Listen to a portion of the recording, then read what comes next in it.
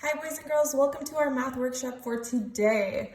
For this lesson, you're going to need the worksheet called Our Pets. It does have 2 pages or just a piece of paper to do your work on, something to write with, and some various colors. Could be markers, colored pencils, pens, whatever you have on hand at home. And we're gonna get started.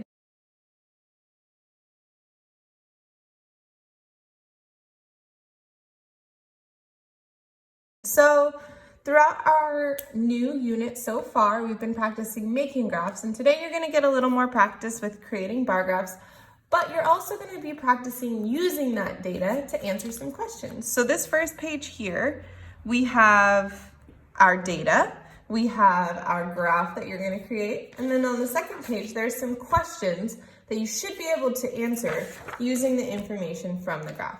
So I'm going to go through it with you and show you how it's done, and then I'll send you off to work on the rest of it independently. Okay, so this worksheet is called Our Pets. Up here it says, Sam asked his classmates, if you could only have one pet, what would it be? He made a tally table to show the answers. Complete the table with the total of each animal. So I'm gonna do one example for you, and then you'll be solving the rest. All right, so I'm just gonna start with this first one up here. It says cats. We've got cats, dogs, fish, and birds. There's 4 choices, so they just had to choose what their dream pet would be of these choices. So I'm gonna do cats as my example. You're also gonna be doing cats because you need to put it onto your bar graph. But for right now, you can just watch what I'm doing and then you'll do the other ones on your own. So cats. Let's see how many people preferred cats. I know that a little tally with a line through it means 5, so we've got 5 here, 6, 7. So here I'm gonna write 7, and you will repeat that with dogs, fish, and birds. So you're gonna tell me how many tally marks we have for each in this column over here. So we have 7 for cats, so I wrote the 7. Okay, so down here it says use the information in the tally table, that's this, to fill the bar graph below. So on this example here, there is already a graph drawn for you. You are just filling it in. So this box at the top is for a title. Remember, all of our bar graphs have to have a title. You get to decide what your title is. Just make sure it makes sense for what your graph is showing. Okay, then over here we have our categories. So down here at the bottom, you're gonna write the categories. So I wrote down the categories, copied them straight from up here.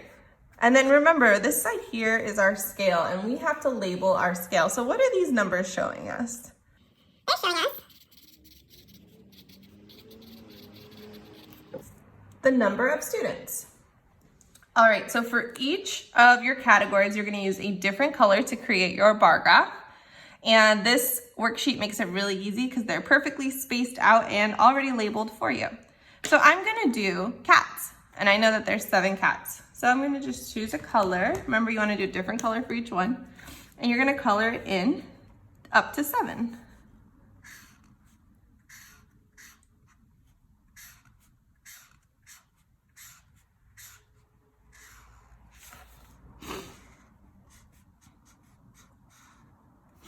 Okay, so I colored in cats up to 7, and you're gonna do the same. And then you're gonna repeat that with however many dogs, however many fish, and however many birds.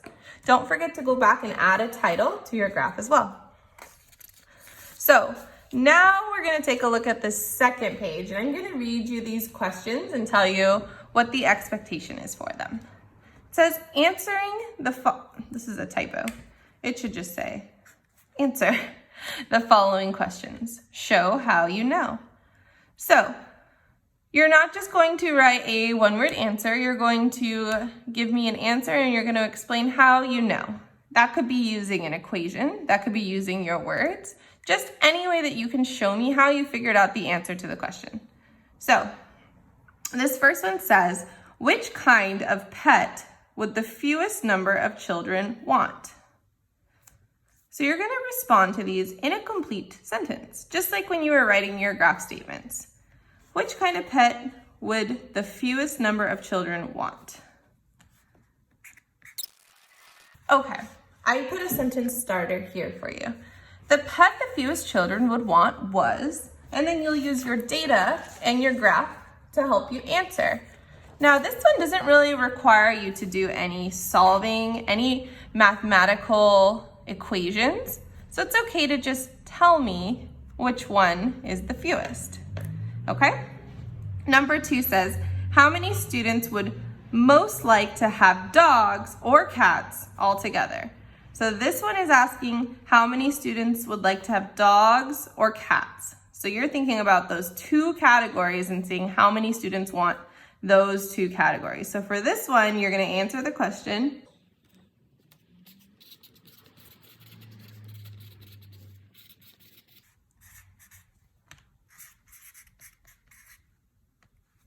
Okay, so I put a little blank here. That's where you'll tell me how many students want dogs or cats. And for this one, I do expect you to show me how you know. So you should have some type of an equation or some math showing how you know.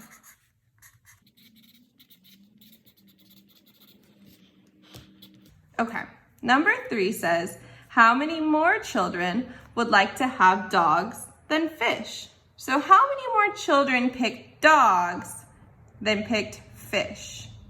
So again, this one you're gonna tell me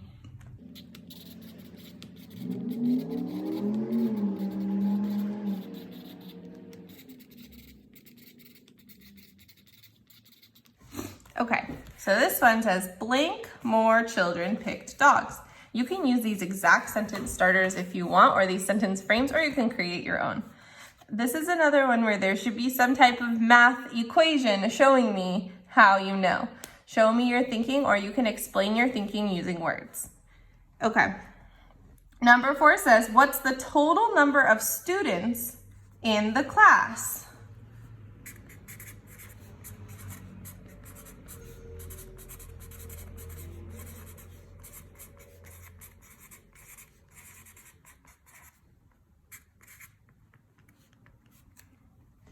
Okay, the total number of students is, and then you'll tell me how many students there are. And again, you should be showing me how you know. What math did you do to figure that out? This last one down here says, write your own question about the data and answer it. For this last one, this is kind of similar to when you were developing your own graph statements, but instead of a statement, you're going to create a question. So any question about this graph that you can answer using the information from this graph, just like number 1, 2, 3, and 4. So you're going to ask a question.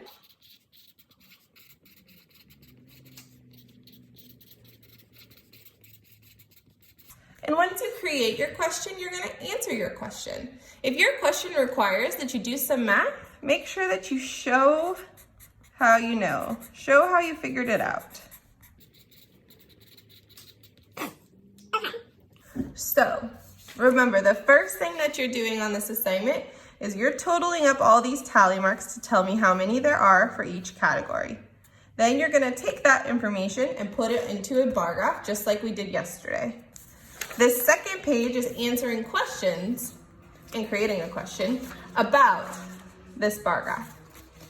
So make sure that you answer these in complete sentences. You can use these sentence frames and starters that I have for you right here. And don't forget to show how you know. You're not just writing the sentence, you're explaining your thinking, either using your words or a sentence. All right, boys and girls, for this assignment, please be sure to add an attachment of both pages before you mark the assignment as done. And if you're looking for an extra challenge, try to complete this independently. If you're struggling and you feel like you need some help, you can absolutely get help from a helper at home or bring it into office hours. But try it out on your own first and see how well you can do on your own before asking for help. All right, good luck, have fun, and we'll see you again soon. Bye.